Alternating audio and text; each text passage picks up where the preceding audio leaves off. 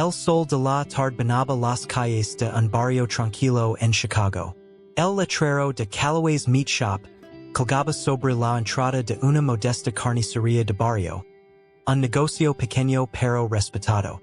James Jim Callaway, un hombre de 60 años de aspecto serios, afilaba meticulosamente su cuchillo detrás del mostrador. Su cabello entrecano y su rostro catido por los años daban la impresión de un hombre común. Alguien que simplemente quería vivir en paz. Pero lo que nadie en ese barrio sabía era que Jim no siempre había sido un carnicero. En el exterior, dos hombres con chaquetas de cuero negro se bajaron de un coche negro y caminaron con paso confiado hacia la tienda. Uno de ellos, un sujeto alto con cicatrices en los nudillos, abrió la puerta y dijo que su compañero, un hombre más bajo con un anillo dorado en el dedo meñique, tomara la iniciativa. Vaya, así que esta es la famosa carnicería Callaway. Dijo el hombre del anillo dorado, paseando la mirada por el local. Jim no levantó la vista, siguió afilando su cuchillo con calma. ¿Puedo ayudarles en algo? Preguntó con voz tranquila. Sí, claro que puedes ayudarnos. Dijo el hombre del anillo con una sonrisa falsa. Nos llamamos Tony y Rick. Y trabajamos para Vinny Moreno. Seguro que has oído hablar de él. Jim asintió levemente, sin demostrar emoción alguna. Conoce el nombre. Vincent Vinny Moreno era un mafioso local que había tomado el control del vecindario tras la desaparición de otros capos. Se dedicaba a la extorsión, el tráfico de drogas y, cuando era necesario, los asesinatos. Tu negocio está en nuestro territorio, continuó Tony. Y Vinny cree que sería bueno para ti contar con nuestra protección. Ya sabes, hay muchos accidentes por ahí. Incendios, robos, gente que desaparece. Sería una pena que algo así pasara aquí. Rick, el hombre alto con las cicatrices, golpeó levemente el mostrador con los nudillos, enfatizando la amenaza. Jim dejó de afilar su cuchillo y finalmente levantó la mirada. Sus ojos, de un azul gélido, se fijaron en los de Tony. Lo estudió en silencio durante unos segundos, lo suficiente para que la sonrisa del mafioso se volviera un poco menos segura. No necesito protección, dijo Jim finalmente. Hubo un silencio incómodo. Tony forzó una risa y negó con la cabeza. No lo entiendes, viejo, dijo, apoyándose en el mostrador. No es optional. Entiendo perfectamente, respondió Jim, con la misma calma, pero la respuesta sigue siendo no. Rick frunció el seno y dio un paso adelante, pero Tony levantó una mano para detenerlo. Luego sonrió y chasqueó la lengua. Mira, hoy estamos de buen humor. Te daremos unos días para pensarlo. Pero es cuando volvemos no tienes el dinero. Bueno, las cosas pueden ponerse feas. Tony sacó una tarjeta con un número de teléfono y la dejó sobre el mostrador. Luego ambos hombres se dieron la vuelta y salieron de la tienda. Jim observó la tarjeta durante unos segundos antes de recogerla y romperla en dos. Luego, sin decir nada, volvió a su trabajo. 2 días después, cuando Jim llegó temprano para abrir su tienda, encontró la puerta entreabierta. La cerradura había sido forzada. Al entrar, la sangre le hirvió en las venas. Los estantes estaban volcados, los cuchillos tirados por el suelo, y los refrigerators abiertos con la carne esparcida por todas partes. Un olor fétido comenzaba a llenar el aire. Camino despacio entre el desastre, evaluando los daños. En la pared, con pintura roja, alguien había escrito: "La próxima vez serás tú." Jim permaneció inmóvil por unos instantes. Sus ojos fríos recorrieron la escena, pero no había miedo en su expresión. No había aire tampoco, solo una especie de resignación. Como si esto fuera algo que había esperado desde hace mucho tiempo. Con un suspiro, se acercó a la caja registradora, que on estaba intacta. Abrió el cajón. Sacó un pequeño sobre marin, y lo colocó sobre el mostrador.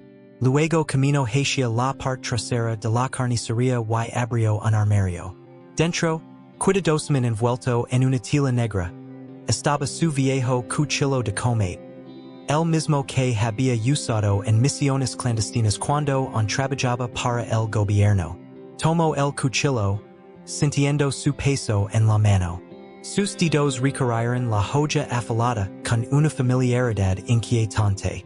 Debieron haberme dejado en paz, murmuró para sí mismo. Esa noche, mientras cerraba la tienda y apagaba las luces, Jim tomó una decisión. No iba a pagar ni a suplicar. No iba a ceder ante matones de poca monta. Vinny Moreno y sus hombres no lo sabían todavía, pero habían cometido el peor error de sus vidas. Y esa noche, Jim Calloway no pudo dormir. Se sentó en su pequeña sala de estar, con una botella de whisky sobre la mesa y su viejo cuchillo de combate entre las manos. La joya reflejaba la tenue luz de la lámpara, y en su mente, los recuerdos comenzaron a desenterrarse como cadáveres olvidados. Años atrás, Jim Calloway no era un simple carnicero. Su verdadero nombre en los archivos clasificados del gobierno era Agent Sable, un asesino entrenado por una de las ramas más clandestinas de la CIA. Desde finales de los años 70 hasta bien entrados los 90, su trabajo consistía en eliminar objetivos de alto perfil. Capos de la droga, traficantes de armas, políticos corruptos y cualquier persona considerada un peligro para los intereses de Estados Unidos. Las operaciones de Jim no existían en ningún expediente oficial. No había registros, solo órdenes transmitidas en susurros a través de canales seguros. Su entrenamiento era impecable. Combate cuerpo a cuerpo, armas de fuego, infiltración y, sobre todo, la capacidad de desaparecer sin dejar rastro. Uno de sus trabajos más infames ocurrió en Medellín, Colombia, en 1991. Se lo había ordenado eliminar a un alto comandante del cartel de Pablo Escobar. Se infiltró en su finca disfrazado de trabajador de mantenimiento, silenció a los guardias con precisión quirúrgica y, finalmente, terminó el trabajo con un cuchillo, asegurándose de que no hubiera ruido en testigos. En su mundo, las balas eran demasiado ruidosas. La joya era más íntima y definitiva, pero el precio de una vida así era alto. Cada misión dejaba una cicatriz invisible en su alma. Y Jim comenzó a cuestionar su papel en aquella guerra sin fin. En 1997, todo cambió. Durante una operación en Europa del Este, Jim fue traicionado. Su equipo había sido enviado a eliminar a un exespía soviético convertido en traficante de información. Pero algo salió mal. Fueron emboscados, y en cuestión de minutos, sus compañeros fueron masacrados. Jim, herido pero con vida, se dio cuenta de la verdad. Su propia agencia lo había entregado. En el mundo del espionage, los agents como él eran herramientas desechables. Su lealtad no importaba. Había cumplido su propósito, y ahora, alguien en Washington había decidido que era más útil muerto que vivo. Pero Jim no iba a morir. Fingió su muerte en un incendio provocado, desapareciendo en las sombras. Se borró del mapa, cambió su identidad y escapó a México. Durante años vagos sin rumbo, hasta que finalmente encontró su refugio en Chicago. Se reinventó como carnicero, un oficio que le resultaba curiosamente familiar. Después de todo, cortar no era tan diferente de lo que había hecho toda su vida. Pensó que su pasado estaba enterrado. Pero ahora, esos matones habían despertado algo dentro de él. Jim tomó un largo trago de whisky y cerró los ojos. Sentía su pulso lento, estable. Esa sensación fría y calculadora, la misma que había sentido antes de cada misión, volvía a él. Se puso de pie y caminó hasta un armario en su dormitorio. Dentro, oculto tras pilas de ropa vieja, había un baúl metálico, con calma lo abrió. Dentro descansaban los restos de su antigua vida. Una pistola Sig Sauer P226, varios cargadores, un par de cuchillos tácticos y un pasaporte falso. Deslizó los dedos por la empuñadura de la pistola. Hacía más de 20 años que no la usaba, pero sus manos recordaban. Jim no quería volver a ser ese hombre, pero ahora entendía que no tenía elección. Vinny Moreno y sus matones pensaban que él era solo un viejo carnicero. Pronto descubrirían la verdad. La noche era oscura y pesada, con nubes gruesas cubriendo la luna sobre Chicago. En una calle silenciosa, dos coches negros se detuvieron frente a la carnicería de Jim Calloway. Cuatro hombres vestidos de negro bajaron sigilosamente, cargando bates de béisbol y un bidón de gasolina. Su misión era clara: dar un mensaje definitivo. Tony, el hombre del anillo dorado, fue el primero en acercarse a la puerta trasera de la tienda. Miró a su compañero Rick, quien asintió antes de forzar la cerradura con una palanca. La madera crujió y la puerta se abrió lentamente. Entra rápido, haz lo tuyo y salgamos de aquí, susurró Tony. Rick avanzó con cautela, sosteniendo el bidón de gasolina. Sus botas resonaron en el suelo de baldosas, y un escalofrío recorrió su espalda. Algo no se sentía bien. Apresurate, hombre, dijo uno de los otros matones. Justo cuando Rick inclinó el bidón para comenzar a rochar el suelo, la luz de la carnicería se encendió de golpe.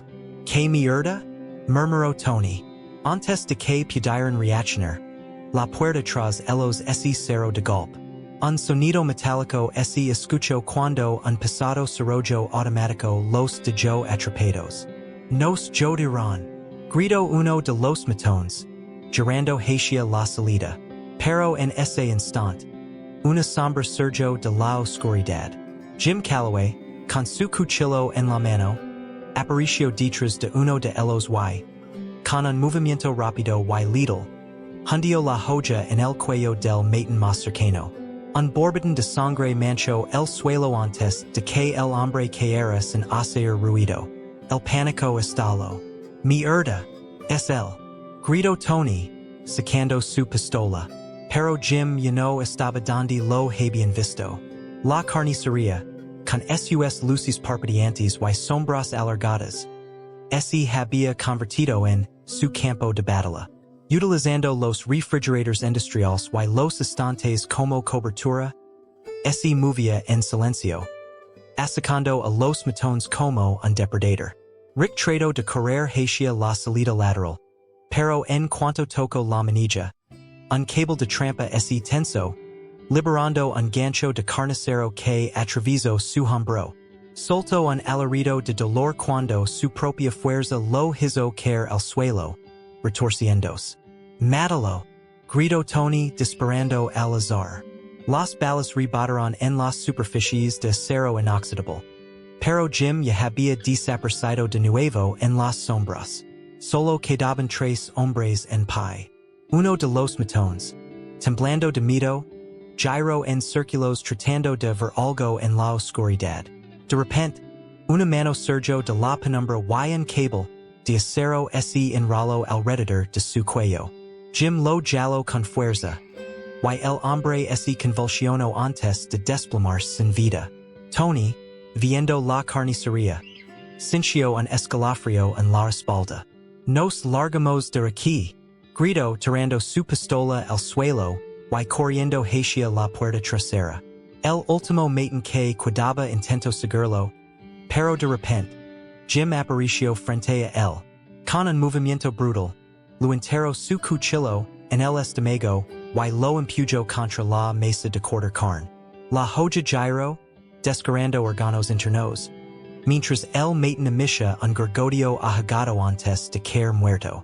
Tony logró destrabar la puerta y corrió hasta su coche, su respiración entrecortada por el terror.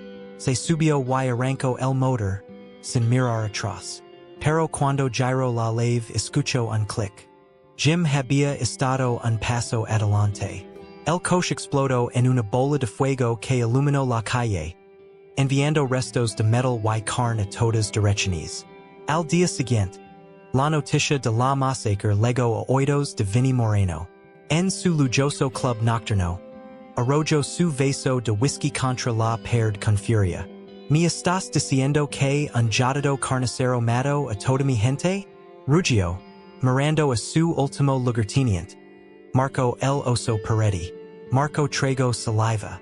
No es un carnicero común. Jeef. Este tipo sabía lo que hacía. Vinny respiró hondo, tratando de calmar su rabia. Entonces enviaremos a los mejores. Quiero que me traigan la cabeza de ese hijo de puta. Esa misma noche, Vinny envió a 5 de sus hombres más letales, asesinos con experiencia en las calles de Chicago. Buscaron a Jim por todas partes, desde su carnicería hasta su casa, pero no encontraron en el rastro. Lo que no sabían era que Jim los estaba cazando a ellos. Uno a uno comenzaron a desaparecer. Un cuerpo apareció colgado en un callejón, con la garganta cortada. Otro fue encontrado en su coche, con un solo disparo limpio en la cabeza. El tercero fue erigado desde un edificio de 10 pisos, su cuello roto por la queda. El miedo se extendió entre los hombres de Vinny. Este tipo nos está matando como si fuéramos animales. Gritó uno de ellos antes de huir de la ciudad, pero no todos tuvieron esa oportunidad. El último en caer fue Marco el oso Peretti. Creyendo que estaba seguro en su apartamento, cerró todas las puertas y ventanas. Sin embargo, cuando encendió la luz del baño, vio algo que lo hizo jalarse. En el espejo, escrito con sangre, había un mensaje. Iris el siguiente. Antes de que pudiera reaccionar, la sombra de Jim emergió detrás de él. El cuchillo cortó el aire, y todo se volvió negro. Cuando Vinny Moreno recibió la noticia de la muerte de Marco, sintió por primera vez en su vida algo que nunca había experimentado. Miedo real. El carnicero que había intentado extorsionar no era un simple viejo. Era un demonio. Un hombre con habilidades que superaban a cualquier maten que él hubiera conocido. Ahora estaba solo, y sabía que Jim Calloway vendría por él. Vinny Moreno estaba al borde del pánico. Los hombres que había enviado para acabar con Jim Calloway estaban muertos. Su organización, que había controlado las calles de Chicago durante años, se estaba desmoronando en cuestión de días. Se encerró en su mansión, una lujosa propiedad a las afueras de la ciudad, rodeado de los pocos guardaespaldas que le quedaban. Contrató a mercenarios, hombres duros con experiencia en guerra, pagándoles una fortuna para protegerlo.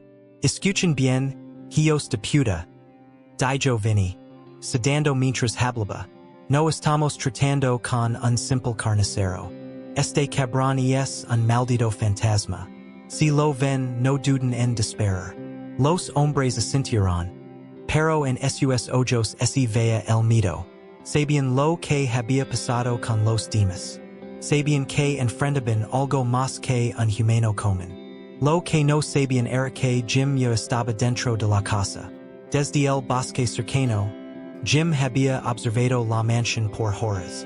Conoce las rutinas de los guardias, las patrullas, las cámaras de seguridad. Se movió con la misma precisión quirúrgica con la que había operado en sus tiempos como asesino del gobierno. Desactivó las cámaras con un dispositivo de interferencia. Se deslizó a través de la cerca, eliminando silenciosamente al primer guardia con un cuchillo en la garganta. Uno a uno los mercenarios fueron cayendo. Algunos murieron sin darse cuenta de lo que estaba ocurriendo. Otros apenas alcanzaron a reaccionar antes de que una bala silenciada o una joya afilada los llevara a la oscuridad. El último guardia dentro de la casa encontró el cadáver de su compañero en el pasillo y entró en pánico. «Está aquí», gritó disparando a ciegas. Pero Jim ya estaba detrás de él. Con un movimiento rápido, le partió el cuello. El silencio volvió a la casa. Vinny estaba en su oficina, con una pistola en la mano, temblando. Había cerrado todas las puertas, pero sabía que no importaba. La luz parpadeó. El sonido de pasos lentos resonó en el pasillo. Sal de aquí, hijo de puta, gritó Vinny, apuntando con su arma a la puerta. Silencio. Entonces, la luz se apagó por completo. En la oscuridad, escuchó una voz, fría, inhumana. Vincent Moreno. Vinny sintió un escalofrío recorrer su espalda. ¿Qué quieres? Podemos negociar. Te pagar lo que quieres. No es dinero lo que quiero. Un sonido de metal deslizandos. Jim Calloway apareció entre las sombras. Su cuchillo goteando sangre. Vinny intentó disparar, pero Jim fue más rápido. De un solo golpe, le cortó el tendón de la mano derecha, haciendo que la pistola cayera al suelo. Vinny gritó, cayendo de rodillas. Por favor, no me mates. Jim se inclinó hacia él, observándolo con la misma frialdad con la que había visto a tantos otros antes de acabar con ellos. Cuando entraste en mi carnicería, pensás que eras el depredador, pero nunca fuiste más que un simple cerdo. Vinny celoso, suplicando por su vida, pero Jim no dudó. Con una precisión escalofriante, hundió el cuchillo en su pecho. Vinny jadeó, tratando de respirar, pero la sangre llenó su boca. Jim lo sostuvo hasta que su cuerpo dejó de moverse. Luego, sin prisa, limpió su cuchillo y salió de la mansión. Detrás de él, la casa ardía en llamas.